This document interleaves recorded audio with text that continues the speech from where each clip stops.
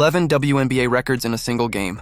Not over an entire season. Not across an entire career. 11 records in one night. CaitlinClark accounted for 8 of them. Kelsey Mitchell added another. Sophie Cunningham claimed one. And Tayshia Harris added the final piece to an unbelievable record-breaking performance. What makes this night even crazier is who Indiana did it against. The Fever had already lost to Paige Bueckers and the Dallas Wings on opening night. Months later, Indiana faced that same Dallas team again, and this time, they didn't just get revenge. They attacked the record book, and by the end of the night, one of CaitlinClark's teammates delivered a message about her that had fans talking for an entirely different reason. So, who is the true face of the WNBA right now? CaitlinClark or Paige Bueckers? Let me know what you think in the comments. Now picture the scene. CaitlinClark is limping toward the tunnel, grabbing at her ankle, while nearly 17,000 people inside Gainbridge Fieldhouse suddenly go silent. Nobody knows how serious the injury is. Nobody knows whether Clark will return. All anyone can see is Indiana's superstar leaving the floor before halftime. That image alone was enough to make the entire building nervous. This game already carried plenty of weight before Clark ever went down. Dallas had beaten Indiana on opening night. The Wings walked into Indiana and handed the Fever a loss right at the beginning of the season, and that result stayed in the minds of both players and fans. So when these two teams met again on August 14th, this wasn't simply another game on the schedule.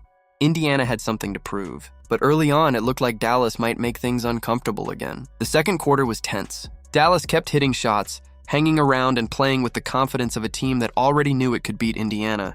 Nobody inside the building was expecting an easy night. If anything, it felt like the Fever could be heading toward another frustrating battle. Then, just before halftime, everything changed. Clark went down. She grabbed her ankle, started favoring it while walking, and headed toward the locker room instead of staying with the bench. Immediately, the broadcast started raising questions.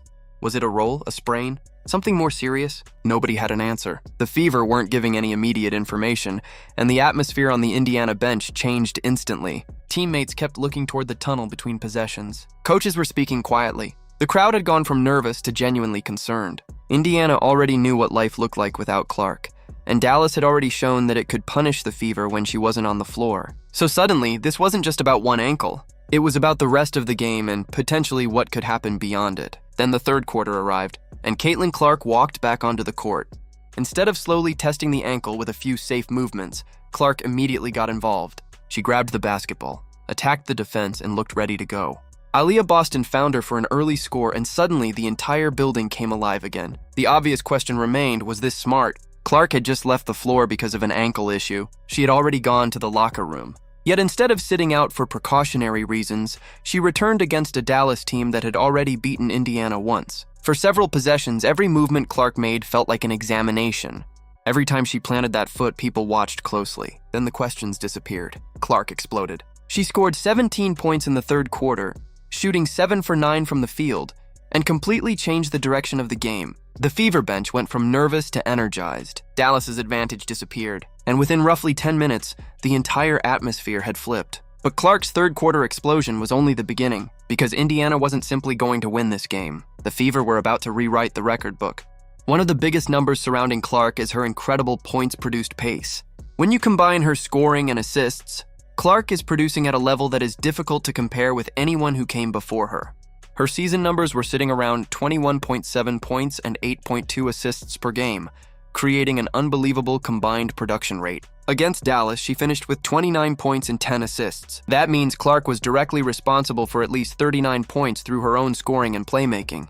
And that's exactly what makes her overall season pace so extraordinary. Scoring 29 points in one game is impressive. Doing it while also controlling an offense, creating shots for teammates, and consistently producing double-digit assist nights is something else entirely. Clark has now established herself as one of the most productive scoring point guards in WNBA history. She also holds the record for the most 25-point games by a point guard in WNBA history. That's important because traditional point guards are expected to organize the offense first. They're supposed to create opportunities for everyone else. Clark is doing both. She's scoring like a shooting guard while running the entire offense like a traditional floor general. And the numbers keep getting crazier. Clark also recorded her 20th career game with at least 20 points and 10 assists. According to the supplied stats, no other player in WNBA history has more than 10 such games across an entire career. Clark already has twice that number in only 83 games. That's not a small advantage. That's a completely different level of production. And then there is another incredible category: Clark has recorded 13 career games with at least 25 points and 10 assists. Turkey, with 7 of those coming during this season alone. Sabrina Ionescu, one of the league's elite guards, has 6 such games across her entire career. Clark surpassed that number in one season, and she's still adding to it. Then we get to the assist milestones. Clark became the fastest player in WNBA or NBA history to reach 700 career assists, doing it in just 83 games. And that isn't an isolated milestone. She also reached 200, 300, 400, 500, and 600 assists faster than anyone before her. Every checkpoint kept falling. She has also accumulated 30 double-doubles in 83 games, placing her among the top guards in WNBA history, despite having played fewer than 3 full seasons. One of those seasons lasted only 13 games because of injury. Yet Clark continues to produce numbers that historically have taken players many more years to reach. She's also on pace to become the first player in WNBA history to average 20 points and 8 assists over a full season. That's the bigger picture. This isn't just about one amazing night against Dallas. It's about a player building statistical territory that previously didn't exist. But Caitlin wasn't the only Fever player making history. Because while Clark was dealing with an ankle scare, Kelsey Mitchell was doing exactly what Indiana needed her to do. Mitchell had already established an incredible scoring streak. She reached 18 consecutive games scoring 20 or more points a WNBA single-season record. Think about the difficulty of maintaining that level of scoring. One bad shooting night can end a streak. One defensive adjustment can slow you down. One opponent can decide to trap you. One minor injury can change everything. Yet Mitchell continued to find ways to score, and against Dallas, that became even more important. Clark went down before halftime, leaving Indiana without its primary offensive engine. Mitchell stepped forward. She continued scoring and made sure Dallas couldn't build a comfortable advantage while Clark was in the locker room. Then Clark returned in the third quarter, and Mitchell didn't disappear. That's what makes the combination so difficult for opponents. Dallas couldn't simply focus on Clark. If the defense shifted toward her, Mitchell could punish them. If Dallas chased Mitchell, Clark could attack. The Fever suddenly had 2 perimeter scorers capable of changing the entire game. And then there was Sophie Cunningham. Her record came from an entirely different area. Cunningham had become one of the most talked about players in the league following the physical controversy involving Dejanai Carrington and CaitlinClark. She became a target for opposing crowds and a major talking point across social media. But instead of allowing the attention to overwhelm her, Cunningham turned it into motivation. She entered this game shooting 45.5% from three-point range with at least 100 attempts. That put her at the top of the WNBA in three-point percentage according to the supplied statistics. And the important part is the volume. This isn't a player who happened to make a few threes during a tiny sample. She had taken enough attempts to demonstrate legitimate shooting efficiency. That makes the number much more meaningful. Cunningham became one of the league's most dangerous floor spacers. Defenses can't simply leave her open, and every time she knocks down a three, she adds another layer to a season that has already been filled with controversy and attention.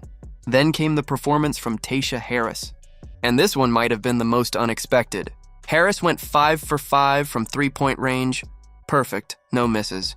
5 attempts, 5 makes. And what makes that performance even crazier is what happened before it.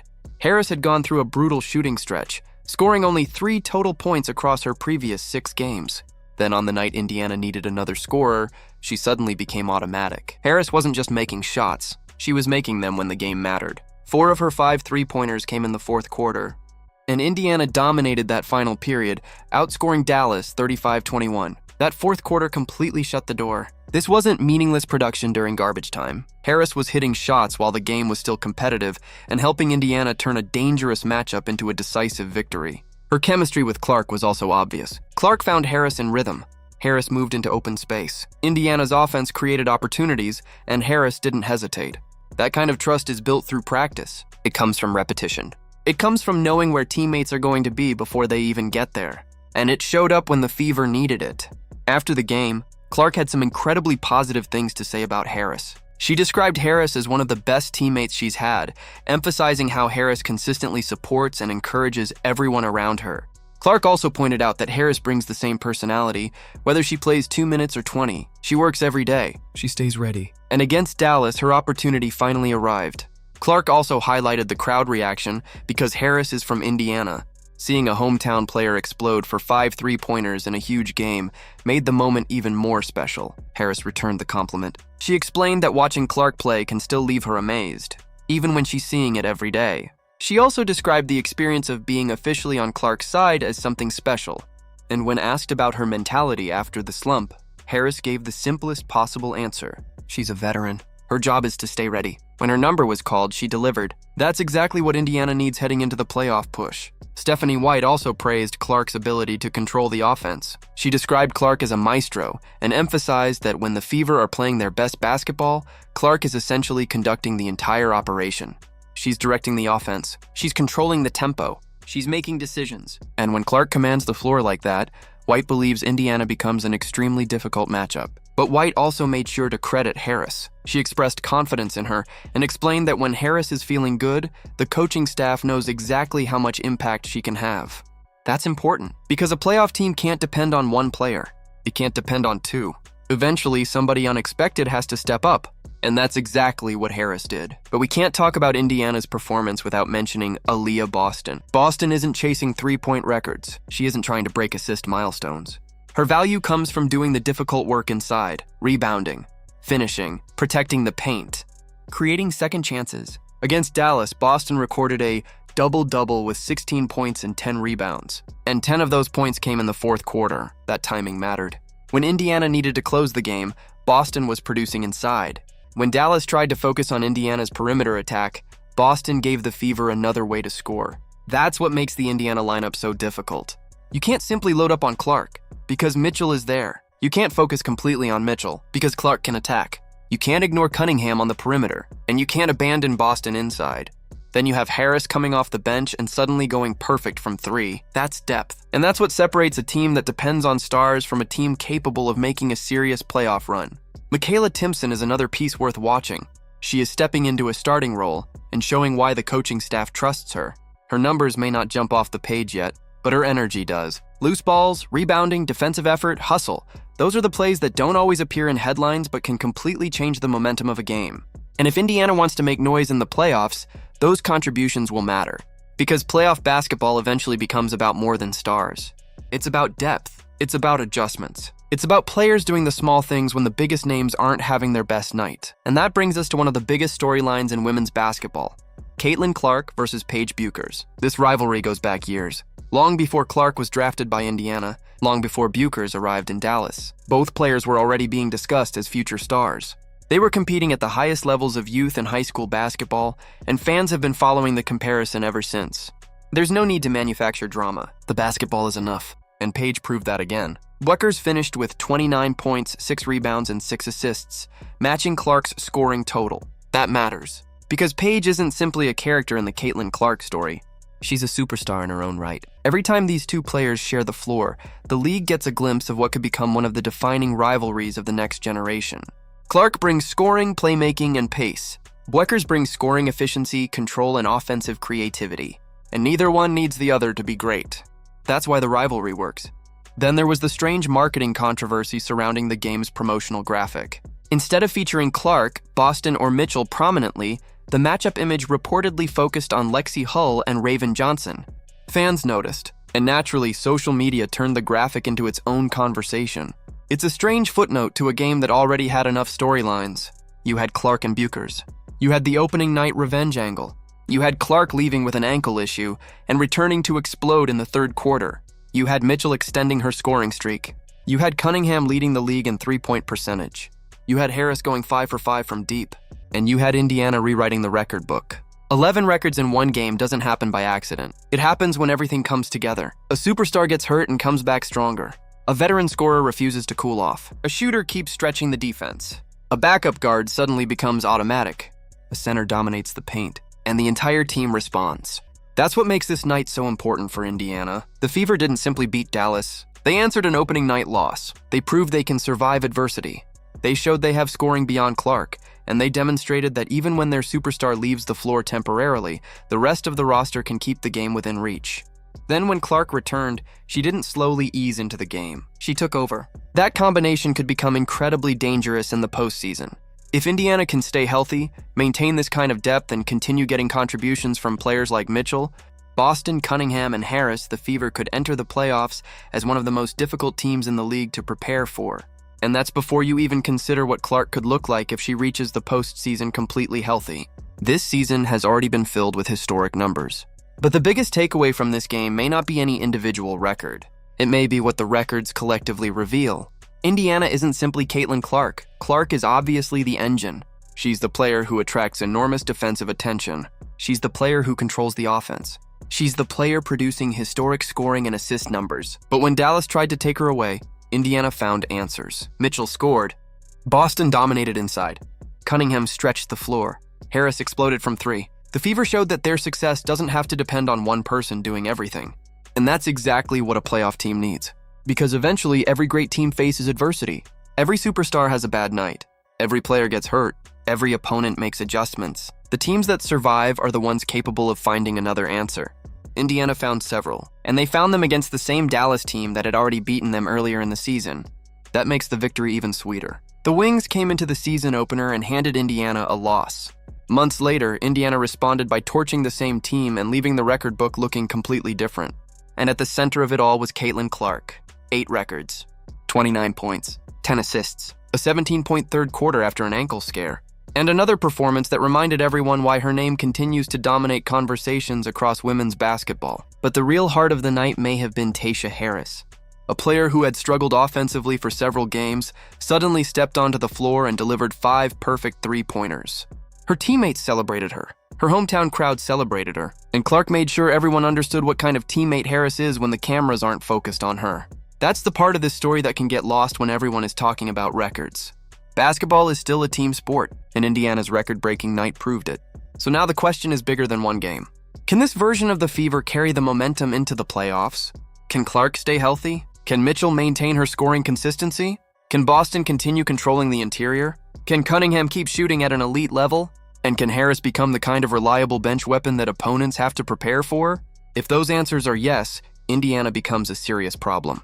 And then there's the question everyone keeps asking. Who is the face of the WNBA? CaitlinClark or Paige Bueckers? Paige has the talent. Caitlin has the numbers. Both have enormous influence.